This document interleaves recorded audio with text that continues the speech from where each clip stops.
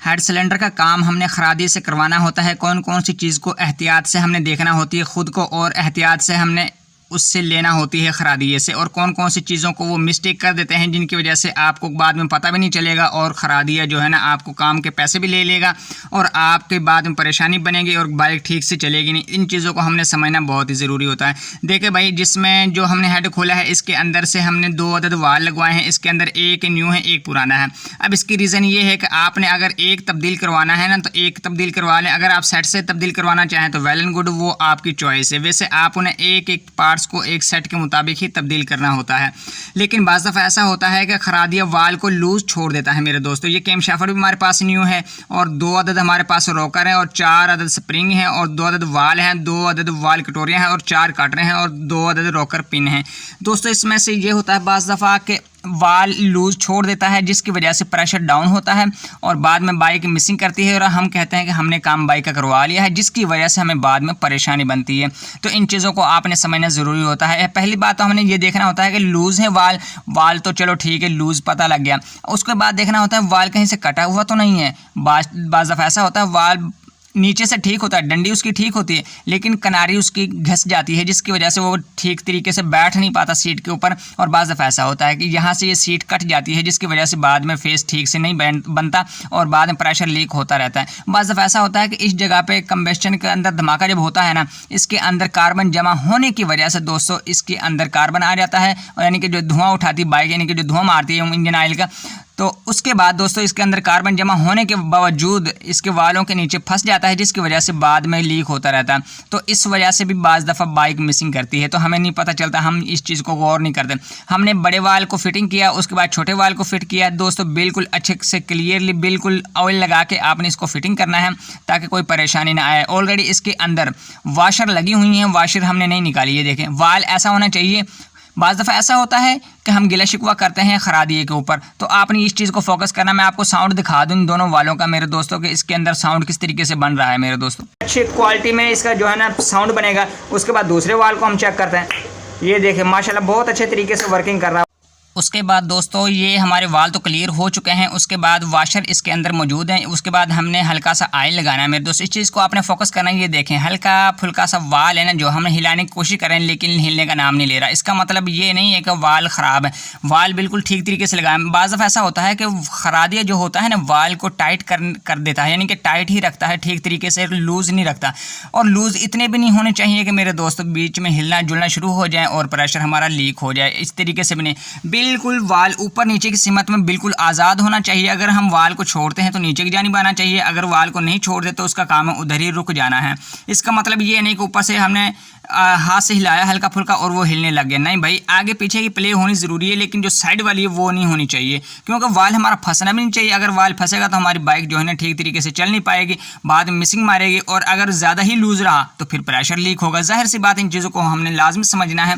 उसके बाद दोस्तों हमने ऑयल लगाया हल्का फुल्का सा दोनों साइड पर। दोस्तों ये हमने अंगूठे की मदद से मैंने अंगूठा दबाया और यहाँ से वाल सील को नीचे बिठा दिया और नीचे की जानिब से मैंने पुश किया वाल को और ये वाल ऊपर की जानिब आ गया। उसके बाद दोनों वाल मैंने बिठा लिए हैं ऑलरेडी। उसके नीचे एक अदद आपने टैपर्ड कवर को रखना है।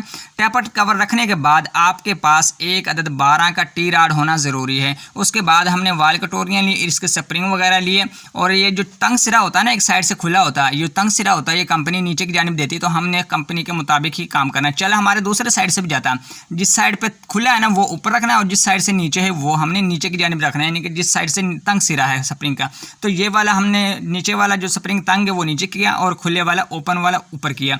तो यही मेथड हमने दूसरे साथ आजमाना है। तो यही चीज़ हमने उसके साथ की, बिल्कुल सेम टू सेम आपने उसको भी ऐसे ही फिटिंग करना है। 12 का हैंड टी राड लेना है और एक अदद टाँकी वगैरह ले लेनी है, कपड़ा वगैरह। इसके अंदर हमने वाल कटोरियाँ लगा दी हैं और उसके अंदर होल्ड कर दिए हैं काटर को। काटर को भी आपने जो बारीक चीज़ साइड होती है ना वो नीचे की जानिब करनी है। बाज़ दफ़ा ऊंची नीचे हो जाती है, नहीं, इसमें जो बारीक चीज़ है ना वो नीचे की जानिब होगी। जो काटर की एक साइड से बारीक होती है, एक साइड से ऊंची हुई होती है, यानी कि चौड़ी होती है एक साइड से। इस चीज़ को आपने फोकस करना और आपने ये लगा देना। ऐसे ही आपने दूसरी काटर को लगाना। और ये देखें ना, एक साइड से नीची है, एक साइड से ऊंची है। जो नीचे वाला हिस्सा है वो हमने नीचे की जानिब रखेंगे, जो ऊंचे वाला हिस्सा वो ऊपर की, यानी कि जो बड़ा वाला हिस्सा वो हमने ऊपर की जानिब रखना है। हल्का सा हमने ऑयल लगाएंगे और इसको बिठा देंगे, और नीचे की एक हाथ से मैं इसको होल्ड करूंगा और दूसरे हाथ से मैं इसको टी-रॉड की मदद से बिठा दूंगा। तो आपने कुछ अच्छी तरीके से टाँकी ले लेनी है और हल्का सा ऑयल लगाना है। ऑयल लगाने का मकसद ये है कि पार्ट्स खुद ब खुद बैठ जाए। अब ये देखो, इसमें ये होता है कि बाज़ दफ़ा हम काम करवाते हैं ना किसी भी खरादिए से, तो हमने इन 2-4 चीज़ों को, अब खरादिए का काम क्या होता है, वाल को लगा देना, उसका काम है वाल को, गाइड को लगा देना, सीट को लगा देना, बुश को लगा देना। बाज़ दफ़ा ऐसा होता है कि रॉकर वगैरह, खरादिए को क्या पता है इसके अंदर रॉकर भी कैसे हैं, ख़राब हैं या ठीक हैं। भाई इसके अंदर रॉकर भी हैं, वो आपने चेक करने हैं, खरादिए ने चेक नहीं करने होते। उसका काम है आप जो बोलोगे वही करके देगा। इस चीज़ को भी आपने फोकस करना है। ये एक साइड से बच्चे ने जो है ना पकड़ा हुआ है, दूसरी साइड से मैंने हल्का फुल्का सा पुश करूँगा और ये जो है ना बिठा देंगे हम, पता भी नहीं लगेगा, झटपट हो जाएगा मेरे दोस्तों। इसमें कोई मुश्किल काम नहीं है। उसके बाद दोस्तों, इसके बाद दोस्तों इसके अंदर आपने ये टैपट कवर को भी चेक करना होता है। सॉरी, जो इसकी केम शाफ्ट है इसको भी चेक करना होता है, कहीं पे इसका घिसाव तो नहीं। ये 26 mm की होती है, यानी कि इसके अंदर कोई ऐसा तो नहीं है कोई आधा mm घिस चुका हो, या कोई 1 mm 25 mm की रह गई हो, या 24 mm की रह गई हो। इन चीज़ों को आपने ज़रूर चेक करना होता है वर्नियर कैलिपर की मदद से। लेकिन ये केम शाफ्ट मैंने न्यू लगानी है इसके अंदर, और रॉकर भी हमने न्यू डालने हैं। तो आपने जब एक पुर्जा डाले ना तो सेट के साथ मुकम्मल कंप्लीट कर लें। ऐसा नहीं है कि हमने केम शाफ्ट को तब्दील कर देना और बाद में रॉकर हमारे आवाज़ करते रहें और हम टैपट करते करते थक जाएँ लेकिन आवाज़ हमारी स्मूथ ही ना बने। तो इन चीज़ को भी चेक करना होता है। और बाज़ दफ़ा ऐसा होता है कि अब ये जो पिन बैठ नहीं रही, यानी कि जो वाल बैठ नहीं रहा, यानी कि जो काटर वगैरह बैठ नहीं रही, वो इस वजह से कि जो एक टाकी है ना, काटन है मेरे पास, ये हल्की क्वालिटी का है, तो ये नीचे से फट जाता है, जिसकी वजह से वो अंदर की जानिब पुश हो जाती है और अंदर से वो निकल जाती है। तो ये 1-2 दफ़ा ट्राई किया, उसके बाद मैंने हल्का फुल्का सा पंच किया और वो बिठा देना। ये देखो, दोनों आपने अच्छे क्लियरली समझ लेने हैं, दोनों वाल बैठ चुके हैं। और उसके बाद दोस्तों आपने ऐसा करना है कि जो इसकी रॉकर की पिनें होती हैं ना, रॉकर की पिनों को भी आपने इसके अंदर डालकर चेक करना होता है। उसके बाद हल्का सा ऑयल लगाया हमने इसके अंदर, केम के बैरिंग के अंदर, क्योंकि ऑयल पंप स्टार्टिंग के बाद ही काम करता है ना मेरे दोस्तों। बाद दफ़ा ऐसा होता है कि हल्का फुल्का ऑयल तो उठा लेता, किक लगाते हैं हम, लेकिन बैरिंग के अंदर दाखिल नहीं होता। वो इस वजह से नहीं होता कि बैरिंग के अंदर दाखिल इस वजह से नहीं होता कि प्रेशर पीछे से रहता नहीं है, और बाइक जब तक पूरा गेड़ा ना ले, जब तक यानी कि अच्छे तरीके से स्टार्ट ना हो, सही तरीके से सर्कल नहीं करता। यानी कि वो ऐसा होता है ना, बाज़ दफ़ा ठंडा ऑयल रहता है जिसकी वजह से वो पतला नहीं होता। जब पतला नहीं होता तो वो ऊपर जल्दी से आता नहीं है। तो इस वजह से ऑयल हमने लगाना पहले होता है, क्योंकि पार्ट्स बाद में घिसाव का डर होता है।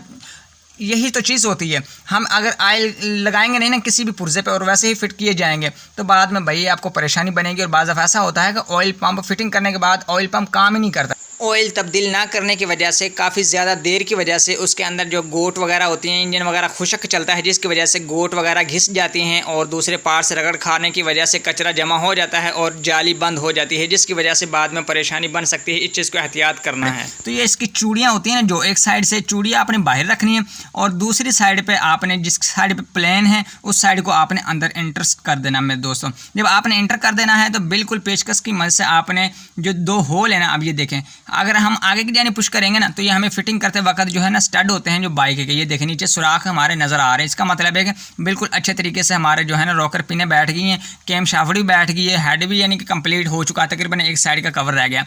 उसके बाद आपने इस चीज़ को देख लेना है, अगर इसके ऊपर स्क्रैचेस है ना अच्छे से साफ़ कर लेना है। ऐसा ना हो कि अगर हम इसकी सफाई नहीं ना करते, बाकी आप सफाई करें या ना करें, लेकिन जो फेस है ना जहाँ पे हमारी पैकिंग लगनी होती है, बाद में ऑयल लीकेज करता रहता है और बाद में जो कस्टमर होता है ना वो हमारे ऊपर परेशानी झाड़ना शुरू कर देता है। तो इस वजह से आपको उसको परेशानी बिल्कुल भी नहीं देनी। ये ना हो कि वो आपके ऊपर जो है ना परेशान हो और आपसे गुस्सा नाराज़ हो जाए। तो जहाँ भी पैकिंग हो ना वहाँ से मेरे भाई सिलिकॉन वगैरह भी इस्तेमाल कर लिया करें। बाज़ दफ़ा ऐसा होता है कि पुरानी बाइक होती है ना, कुछ इसके अंदर झंड वगैरह हुई होती है जिसकी वजह से स्क्रैचेस आ जाते हैं, तो जैन खाली लगाने से लीकेज नहीं रुकती। तो सिलिकॉन पुरानी बाइक, न्यू बाइक में अगर सिलिकॉन ना भी लगाएंगे ना तो वो लीकेज नहीं होगी। वो इस वजह से नहीं होगी, उसका जो स्पेस होती है ना, यानी कि जो इसका फेस होता है वो बिल्कुल एक्यूरेट बराबर होता है और वो फर्स्ट टाइम खुलनी होती है, जिसकी वजह से वो लीकेज के चांस बहुत कम होते हैं। जो पुरानी बाइक होती रहेगी ना उसके बाद कोई किस तरीके से मिस्त्री खोलता है भाई, कोई किस तरीके से, कोई किस तरीके से, और कुछ तो गड़बड़ जो है ना खरादिए से भी हो जाती है। बाज़ दफ़ा नीचे गिर जाता है, चोट वगैरह लगने की वजह से वो ख़राब हो जाता है, जिसकी वजह से पार्ट्स में हथौड़ी वगैरह या कोई इस तरीके से कोई चीज़ें लग जाती हैं, स्क्रैचेस आ जाते हैं, जिसकी वजह से हमें सिलिकॉन लगाना हमारी बहुत ही निहायत ज़रूरी होती है। कभी भी मेरे दोस्तों, कभी भी हेड किसी किसी भी किस्म का बाइक आप हेड को खोलें ना, तो उसके अंदर एक एक पार्ट्स को अलहदा करके मेरे दोस्तों उसका रेवेन्यू करें, उसको ऊपर फोकस करें, उसकी जो है चूड़ियाँ देखभाल करके उसको अच्छे तरीके से, अगर आपको पता है ना इसके अंदर चूड़ी वगैरह कहीं डैमेज है तो वो आपने लाजमी लगवानी है, यानी कि उसका बुश वगैरह लाजमी लगवाना होता है। और जो प्लग वगैरह बुश है ना उसको भी आपने चेक कर लेना होता है। बाज़ दफ़ा हम इग्नोर कर देते हैं, कुछ चीज़ें ऐसी होती हैं लगना ज़रूरी होती हैं, जिस तरीके से सिलेंसर का बुश हो गया और कार्बोरेटर का बुश हो गया, इन चीज़ों को आपने चेक कर लेना होता है। यानी कि कंप्लीटली फिटिंग अच्छे तरीके से, कोई कमी पेशी नहीं होनी चाहिए जिसकी वजह से बाद में लीकेज ना हो और बाद में परेशानी भी ना आए। मैग्नेट प्लेट को भी आपने खोल के चेक कर लेना होता है मेरे दोस्तों ज़रूरी। उसकी ऑयल पंप की गरारी, कहीं उसके अंदर ऑयल पंप की गरारी कोई घिसा विसा दंदाना तो नहीं है, उसके बाद में कोई परेशानी तो नहीं बनेगी, कोई बुश वगैरह तो नहीं लगने वाला, उस चीज़ को आपने फोकस करना है मेरे दोस्तों। तमाम पार्ट्स को आपने अच्छे से गौर से चेक करना होता है ताकि बाद में परेशानी ना बने। और दोस्तों अगर हमारी आपको वीडियो अच्छी लगी है ना दोस्तों, लाइक और सब्सक्राइब ज़रूर कीजिएगा। किसी नए टॉपिक में मिलेंगे इंशाल्लाह। इजाज़त दीजिए, अल्लाह हाफिज़।